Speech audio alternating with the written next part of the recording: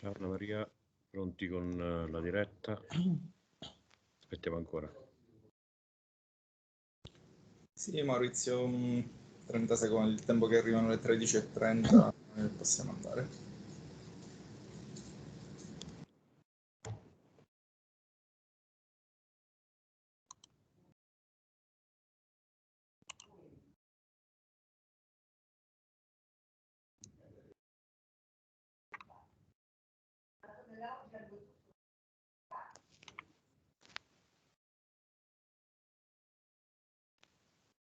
Ok, allora Anna Maria, io conta fino a 10 e poi mando, conta mentalmente fino a 10 e poi partiamo. Okay.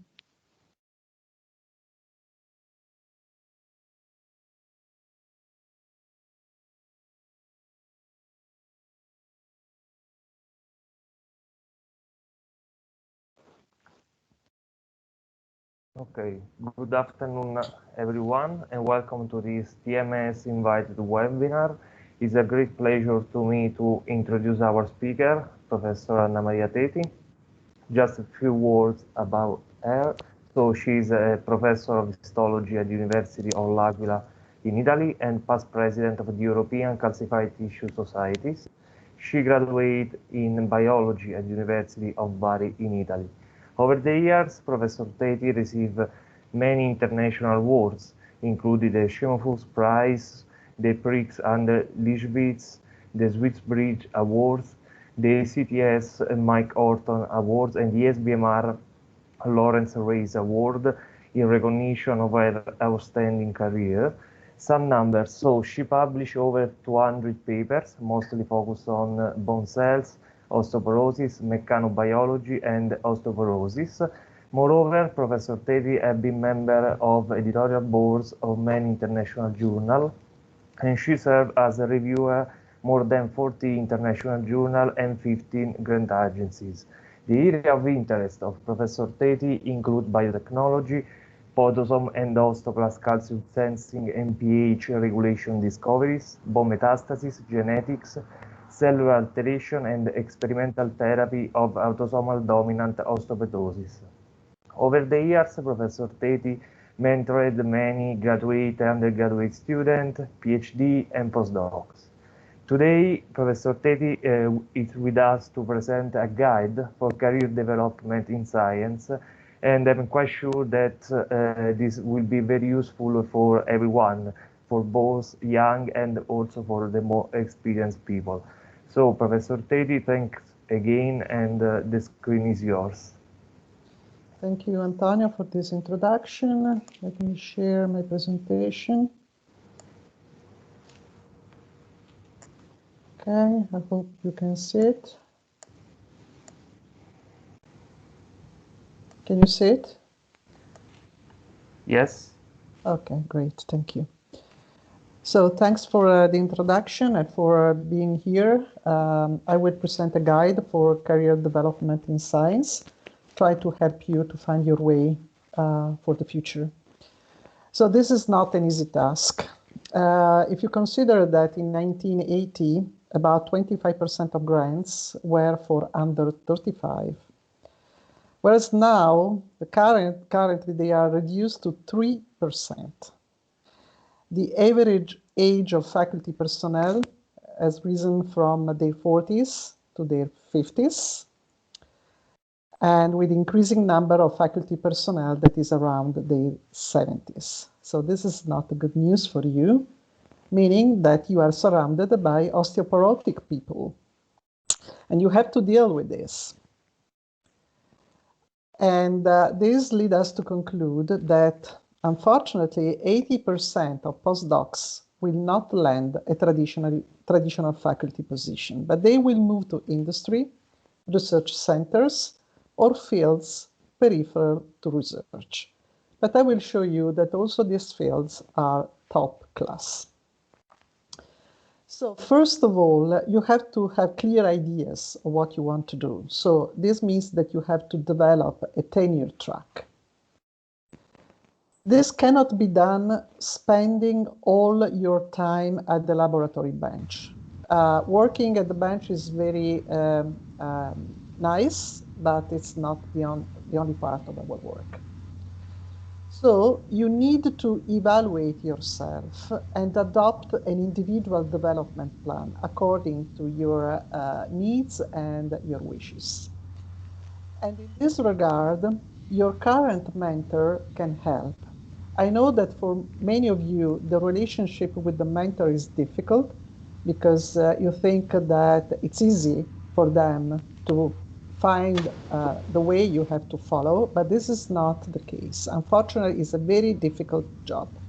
However, the mentor can help you to critically look at your own performance, to identify your medium and long-term career goals, so you know what you need to get there, to develop specific skills, and not only those at the bench, and also identify timeline and milestones, because the track is quite long. It doesn't happen everything in few months or few years. Meaning that the mentors should take the concept of mentoring very seriously, like my mentor, Steve Teitelbaum and Alberta Zallone did with me. So see, they were very, very serious with me. Now let's talk about keywords.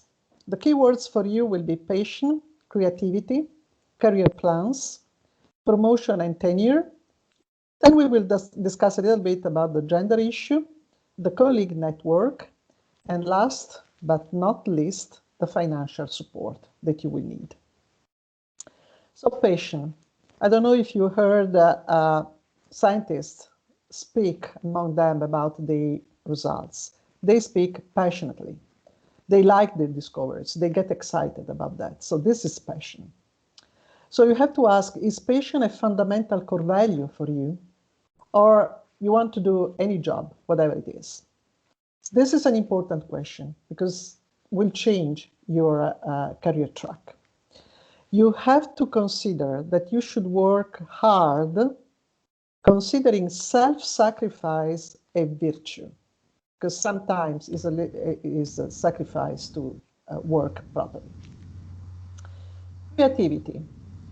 I know that each of us has its own concept of creativity. However, you should update yourself, reading top-level scientific papers, and discuss new findings with colleagues to develop your critical skill. Because not everything is written, even in top-level papers, is true, or is correct, or is well controlled. So you cannot just absorb what they say, but you have to criticize the work of these papers. And for this, it is very useful to attend international meetings. Here you say, okay, especially for the face-to-face meeting, it's costly, you don't have money, your mentor do not support you, etc. But you have money for your cellular phone, for your social media, for the disco, for restaurants, and so on. If you use part of this money to attend international meetings, it's an investment for you. And believe me, you will have also fun at the meetings, but at the same time, you will meet the best people that work in your field, and this will help you to develop your creativity. And talk about your ideas with colleagues, mentors, supervisors, challenge yourself, because it's a way to understand what are your limits and also to be inspired by this discussion and by the opinions of your mentors, supervisors, and colleagues. Career plans. So what is crucial for your career plans? First of all, developing a robust CV. And this will start at the very beginning. Many of you are in the bachelor course now. So start reaching the bachelor degree with the highest score. And then you go on with the master degrees, the PhD, postdocs, and so on. And then you will make your CV very robust. If you just say, I want to have the degree, whatever it is, it's wrong. You are not going to go anywhere. You have to set and achieve your professional goals. So look at the next step, achieve that, and then identify the step beyond that and go on in this way. You need to decipher the rules of progression, and again, the mentors can help because they know what you need for, what are these rules and what you need for your progression. And of course, you have to manage time and productivity. You have to be very much organized. Otherwise, you work hard, you spend a lot of time, but you produce very little.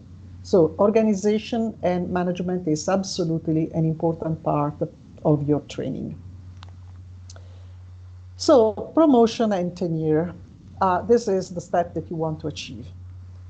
You have to consider that appointment and promotion are aligned with institution interests. So you have to know what is the interest of your institution if you want to get a position there.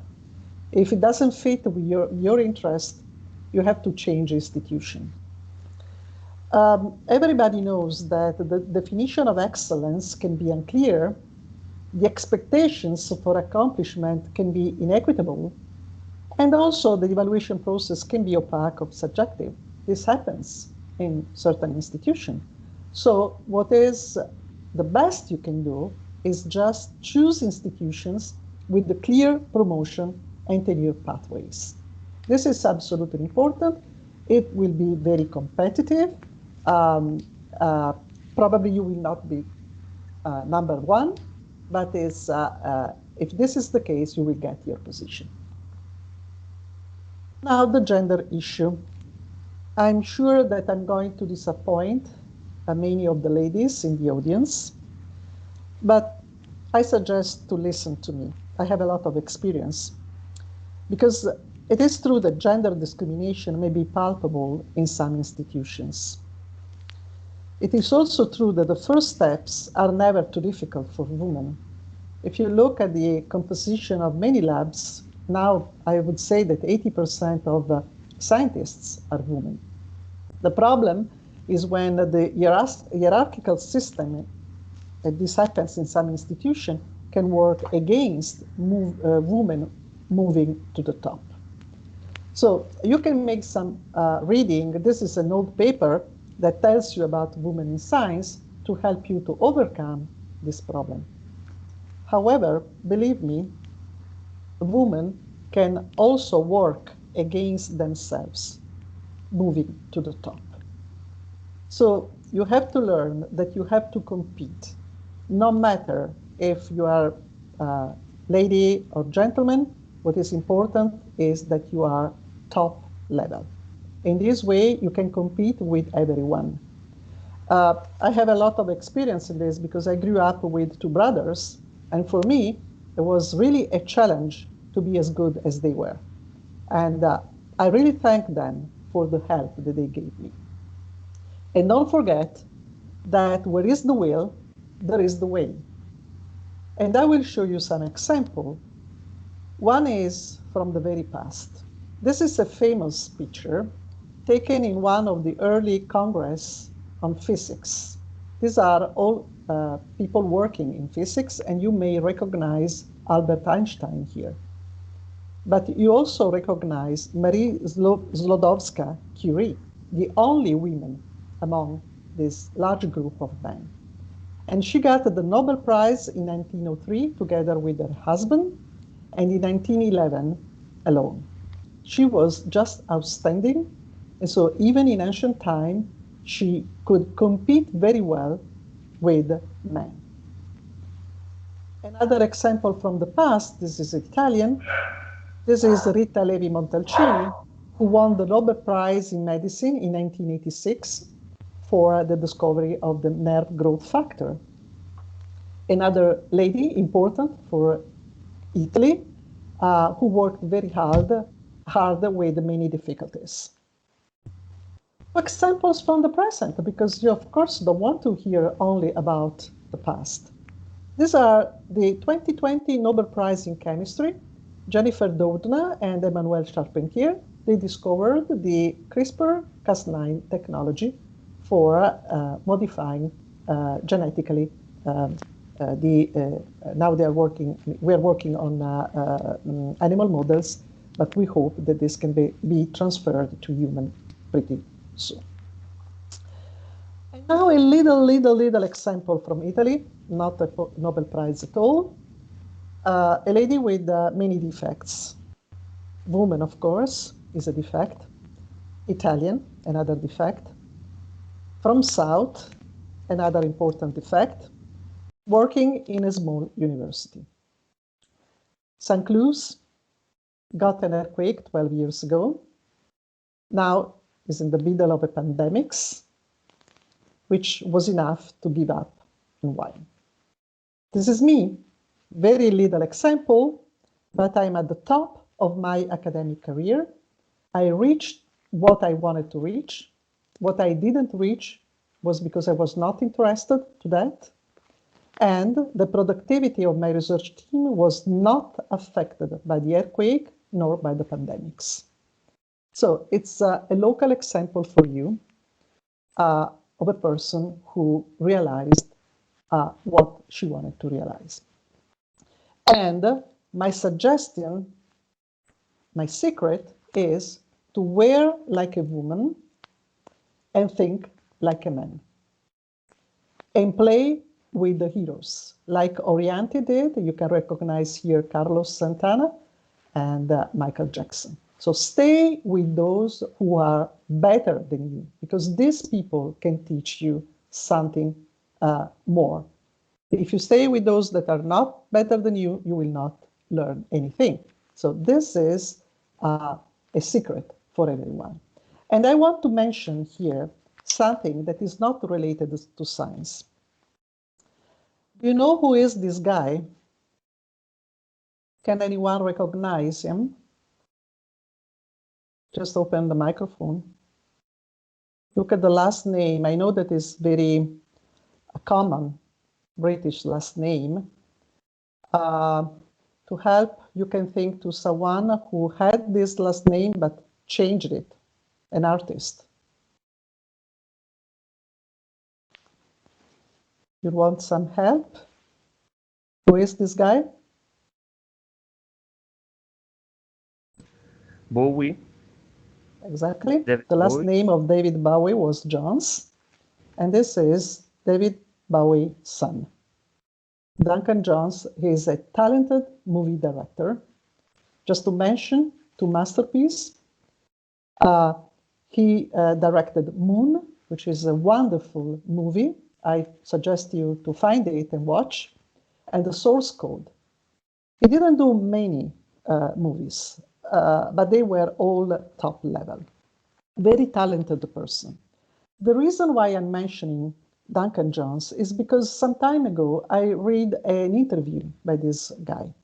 He said, "My mentors were Tony and Ridley Scott. These are, again, two top-level movie directors, especially Ridley Scott. Also for the young people, you may recognize these movies, The Duelists, Alien, Blade Runner, Thelma and Louise. I suggest to the young ladies here because it was the first movie by Brad Pitt when he was very, very young. The Gladiator. So these are all top-level movies, and Tony and Ridley Scott were mentors of Duncan Jones. He also said, "I grew up reading George Orwell, who wrote 1984, James Ballard, who wrote books from which the movies Crash and Empire of the Sun were taken, again, masterpiece, and Philip Dick, who is the author of Blade Runner, a very important movie." And Duncan Jones also said in this interview, books stimulated my imagination. So these are really important keywords. Great mentors for you. Develop your critical skill reading. In this way, you can be inspired by the books, and then this will stimulate your imagination and your creativity. So it's a good example of what we should do. Now, the colleague network. This is important because the greatest danger for junior scientists is the isolation. You cannot stay in your own group only, in your small lab only. You have to have contact with the rest of the world. And in this regard, meetings are very important. Because having a network of productive colleagues is one of the strongest predictors of research productivity, publications, and advancement through the promotion system. With this network, you will exchange information, you will exchange collaboration, you can apply for grants, even big grants, and also some of these people will be, for instance, the reviewers of your papers, will be people who can support your career, can write a letter of presentation, for instance, people with whom you can share grants, and so on. So that is your future. Stay with your colleagues. Now, you have assessed yourself, and being a scientist is definitely what you want to do. What's next? As Liza Minnelli used to sing, money makes the world go round. So you need money. You need the financial support. And this is, again, not an easy task. For a successful scientific career, you need a very support home environment. And I know that in Italy, this is not very easy. And you need your grant opportunities. And this is something that you can do even if the home environment is not that strong, because you can be independent in exploit grant opportunities. Because if you get your own financial support, they will like you a lot and they will recruit you. So they will be very nice with you if you have money. So who may support your research? Many institutions, charities, international organizations, scientific societies, and also the European Commission. They have all grants programs dedicated to junior scientists. Just some example. The European Commission has the Marie Sklodowska-Curie Action, research network working for PhD students, individual fellowships for postdocs, and international cooperation for staff exchange. All these require mobility, so you have to move from one country to another. The European Research Council has research grants, very good level of granting, and the starting grants followed by the consolidator grants can be something good for you, but they are very, very competitive. Of course, you cannot apply for the advanced grants because these are for established people. The Human Frontier Science Program is also very strong with the research grants and postdoctoral fellowships to promote international collaboration. Very competitive again. The European Molecular Biology Organization have fellowships, grants for young investigators, installation grants, global investigator grants, and so on. But again, they require mobility. So you have to move from one country to another.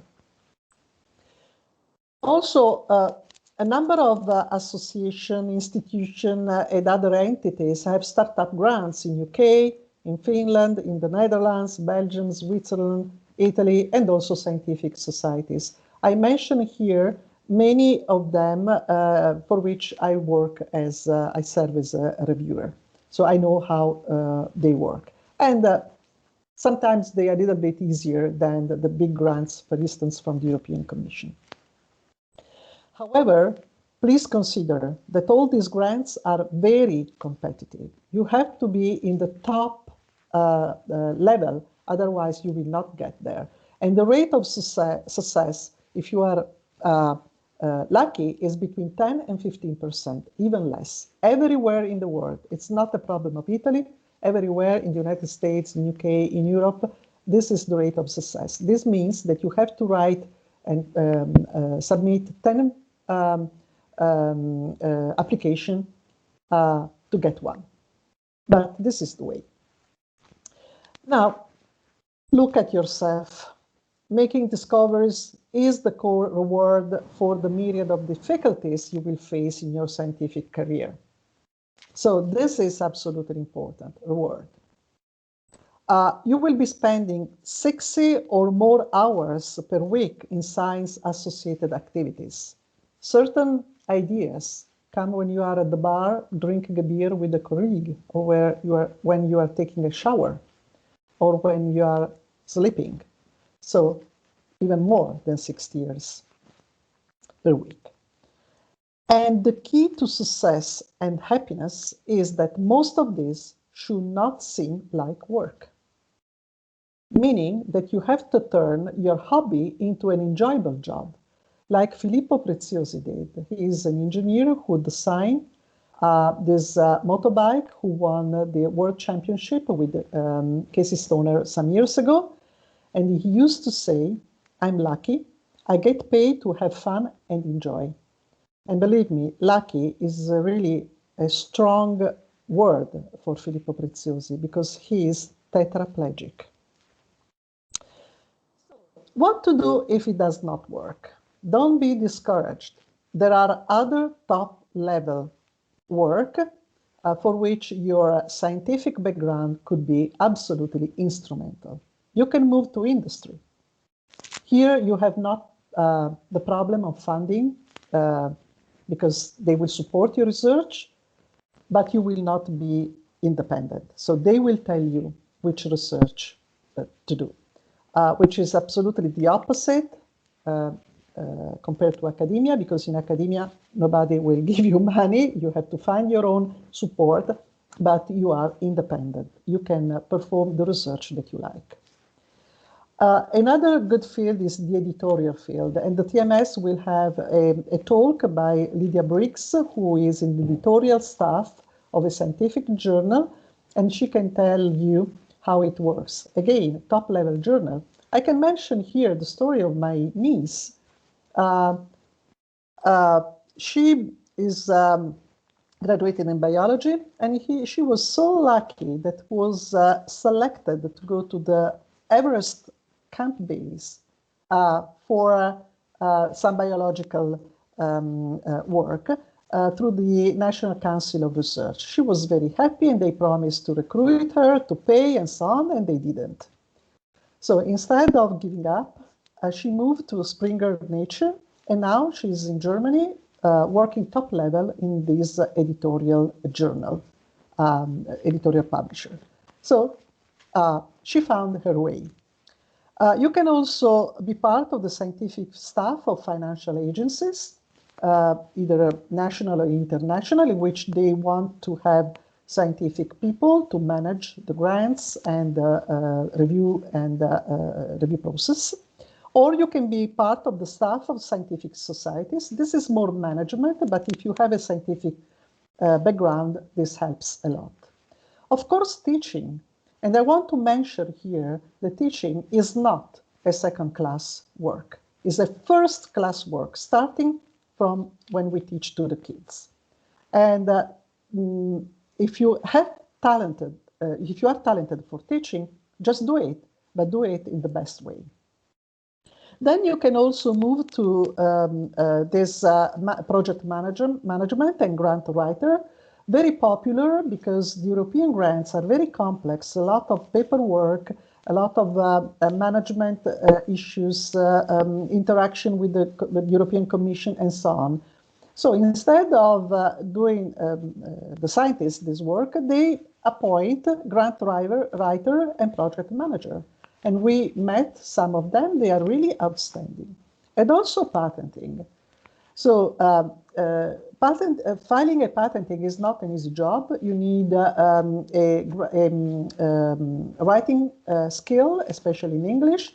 You have to switch from one field to another, even if they are very, very different. And we met some people at the Società Italiana Brevetti, and they are really top-level people.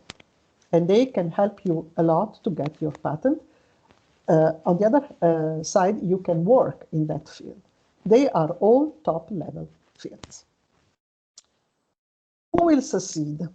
Well, the scientific career pyramid squeezes out all but the most talented, creative, and passionate. So if you are talented, creative, and passionate, you will have a good chance to become an excellent independent scientist. But don't forget that this job is for the braves. You have to be strong. It's not an easy job. These are Mallory and Ryan. The picture was taken before they start climbing the Everest mountain. They didn't came back. The body of Mallory was found a few years ago. Irvine just disappeared. So very strong and brave people. You have to be brave and stay with the giants, which is exactly what I did. This is my first mentor, Alberta Zallone. I was 20 when I met her, and she was 30. And we had a long, long story together. Then I visited in Switzerland Herbie Fleisch laboratory, and then in Oxford Marine Owen laboratory. Then I moved in the United States, and this is Steve Teitelman. But I had other mentors there, Kit Raska and Arnika. And then I grew up with all these people, Gideon Rodan, Greg Mundy, Stephen Crane, Steve Goldring, Larry Royce, and one of my awards is entitled to Larry Royce, and my best friend, Roland Baron. So these are the people with who I grew up scientifically, and not only scientifically. So stay with the giants. Don't be afraid of outstanding people, because they are outstanding in any sense, even for the mentoring activity. Of course, nothing of this could be done without our research teams. I want to mention here the skeletal disease lab that is headed by Nadia Rucci, the bone laboratory biopathology lab that is coordinated by Antonio Maurizi. I'm in the middle playing with both and having fun with both of them. Of course, I have to thank our research support. We have been supported by many agencies for a total amount that is close to 6 million over the years, and we are funded already for the next 5 years. And with this, I would like to thank you very much for your attention, and I'm available to take your questions. Thank you. Okay, thank you, Professor Teti, for this very interesting talk. And I think that was a clear overview of the possible path that we can take during our career. So for the question, I invite you to write in the chat. We have the first one from Michela Ciocca that asks if the block of mobility that we are experiencing so far could in some way affect or interfere with the career, for example, of a PhD student, but would add also a postdoc. Well, I can give you the example of the earthquake. The earthquake blocked the career of many people, but not of ourselves. So we were brave enough to continue. Of course, some productivity was not perfect at the beginning, but it's important that you don't stop. Regarding for instance, the connection with other people, you have now teleconferences and virtual meetings that are also cheap. So it's not like the face-to-face meeting, but you can still meet people. And then another example, we have 2 students from UK that are working with us. So they joined us, and I think that they are happy with us. So yes, it's a problem, but you can solve it. Okay, I have a question. So sometimes you follow your track, you have your plan and everything that is fine, you have the right mentor, but sometimes you have some, let's call external factor that could affect or slow down your progression and you feel quite bad, so happen.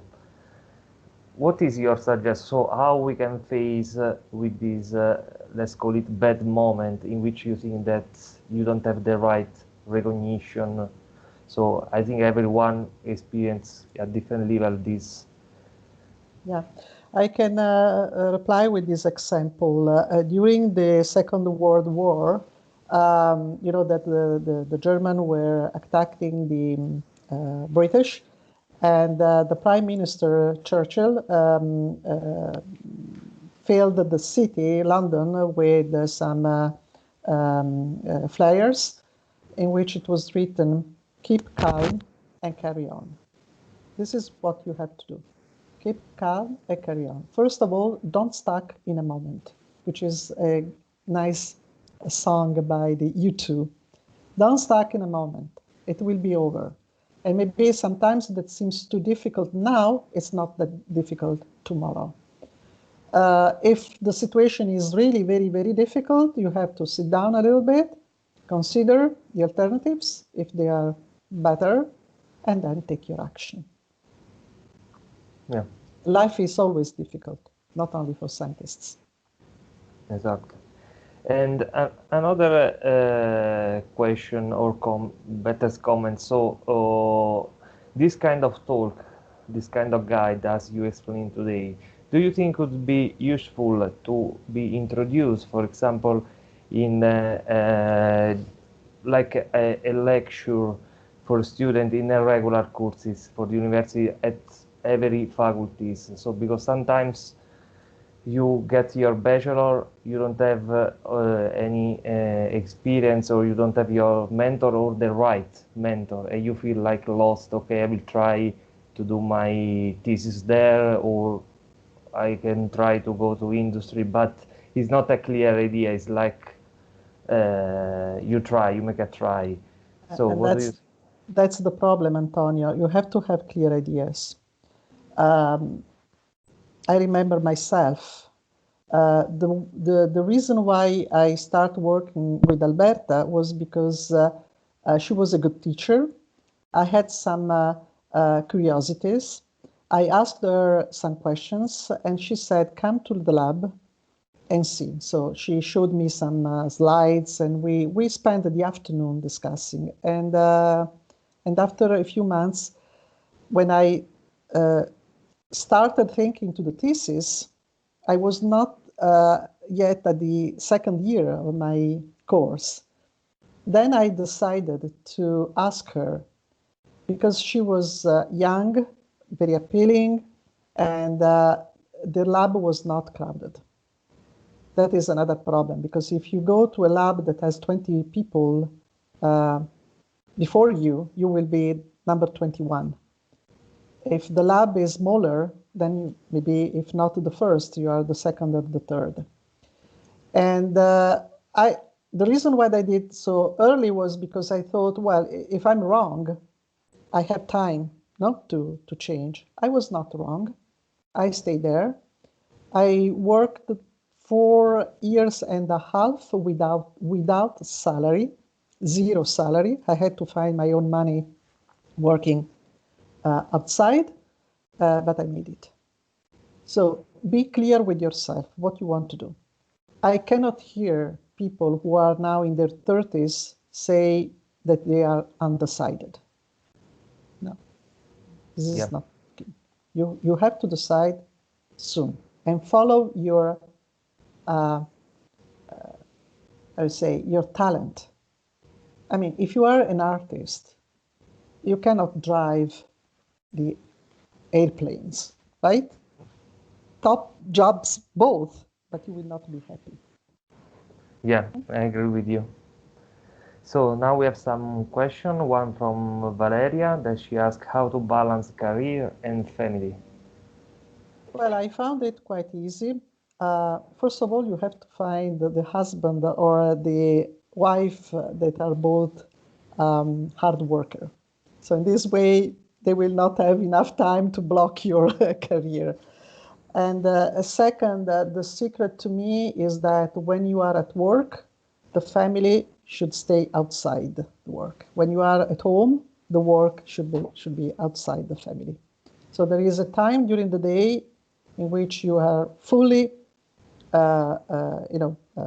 available for the family, and the time in which the family should not call you every 5 minutes, "Mom, can I do that? Mom, can I do that?" Or, yeah. So you have to educate these people, husband, wife, and kids. And that it's possible. It's possible, because otherwise we could not have 2 very recent Nobel Prize ladies. Yeah, exactly. Then we have a question from Ilaria, just a curiosity. She asked how it is important to carry out a period of work in another country, so in another lab. I found it for myself very useful, but you should not be an immigrant in another country. So what I did was to come back. It's important that you see how it works in other countries and then bring your experience to your own countries, because your country, especially in Italy, in which the school university is public, each citizen pay a lot of money for you to be graduated. So it would be nice to go outside, learn, and bring back your expertise to compensate what the country has spent for you. Your studies are not free. You pay just little taxes, but are not free. Each student at university in Italy costs something like 40,000 euros. So, of course, sometimes there are reasons to stay away.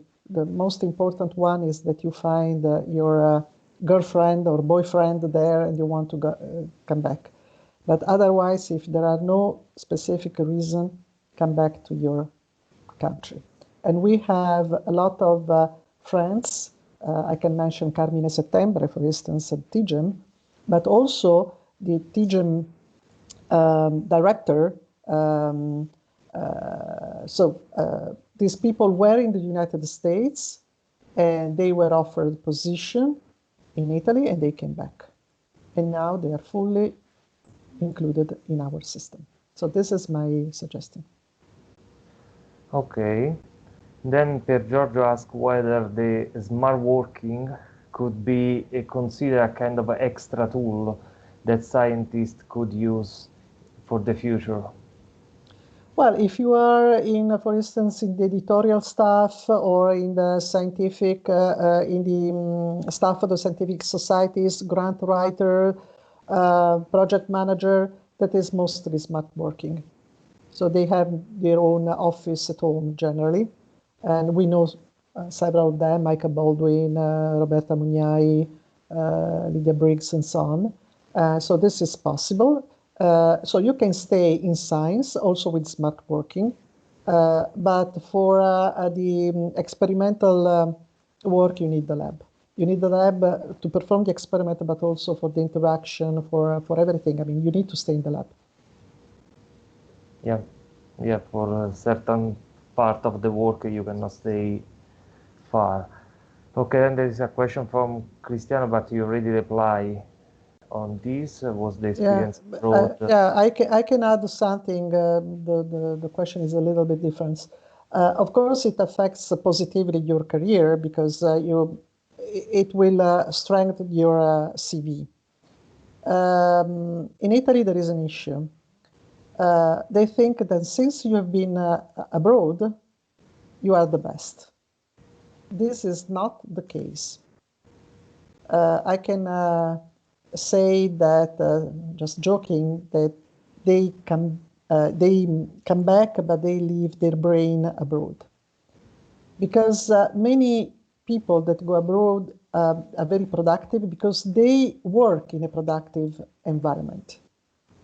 But then when they come back and become independent, they are not creative. And so they stop being productive. This happens, I would say, 90% of the cases. Only a few of them were good abroad and continue to be good at home. So it affects positively your career, but it's not that since you have been abroad, you are better than those who stay home. Yeah. Okay, so then Michaela asked another question that is, in your opinion, what skills do you absolutely need to learn for a younger research, specifically in science field? Well, at the beginning, mostly technical skills.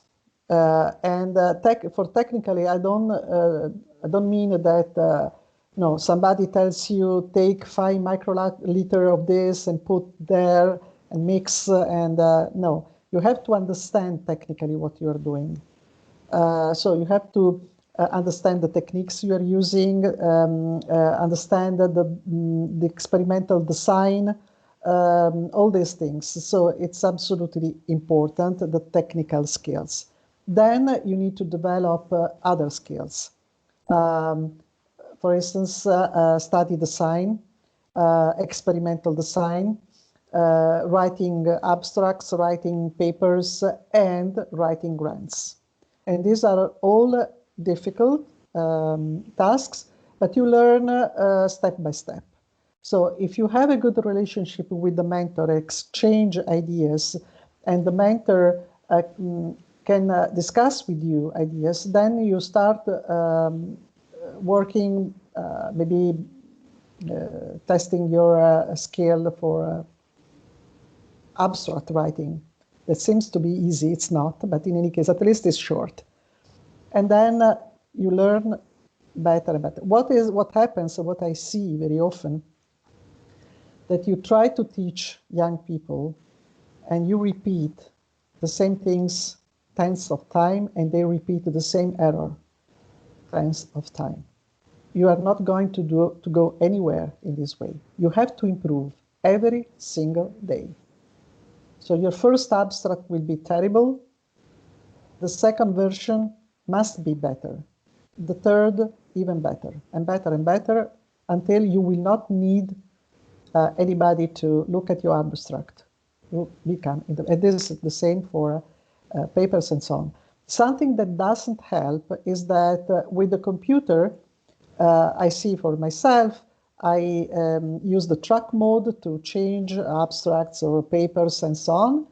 And the students, you know what they do? They click accept all the changes without reading. This is wrong. In this way, you are, I mean, I did the work for you, but you didn't learn anything. You will never become independent. Yeah. Okay, I have another question. You show different paths that you can take, so scientific, academic, or industry, or publisher, and whatever. So, is there a specific time or the right time in which you have time to switch? For example, you figure out that the academic path is not for you and you want to switch. Do you think there is a kind of threshold in terms of age, or whatever is fine? I suggest not later than the PhD degree, because during the PhD degree, you learn enough about the academia. So you can answer the question, is this what I want to do or not? Having a PhD degree could be important to step into the industry because they want to have skilled people. The industry will not teach you the job. They want to have people who knows already what to do. You can wait also for the postdoc, but if you want really to switch at the lower level, after the PhD is the right time.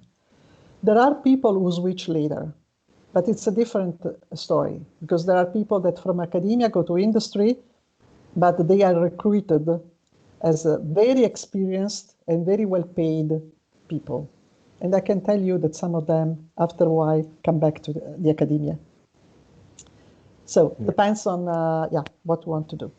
But again, I saw really relevant people, established people, getting to the industry, being very popular for a while, then the industry closed that project and they disappear.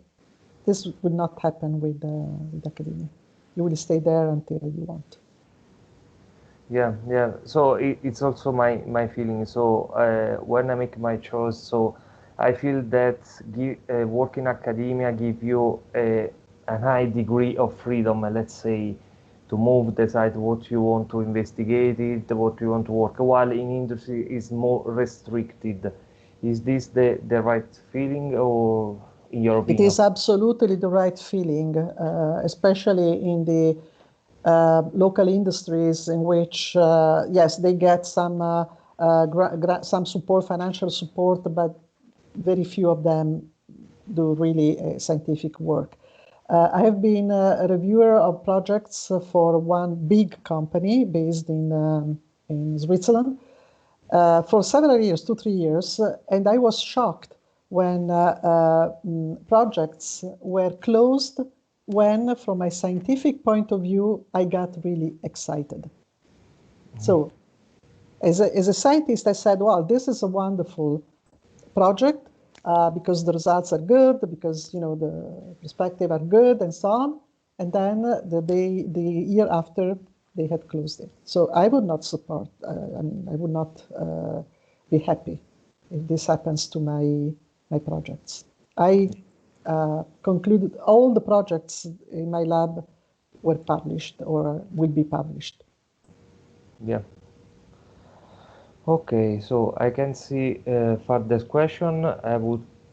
We can close, and I would to thanks again Professor Teti for being with us and to give to us this guide that I think will be very useful for everyone.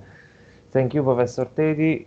Thank you. For the of course, if any of the people in the audience wants to have a talk, suggestions, help, just let me know. I will be available. Yeah.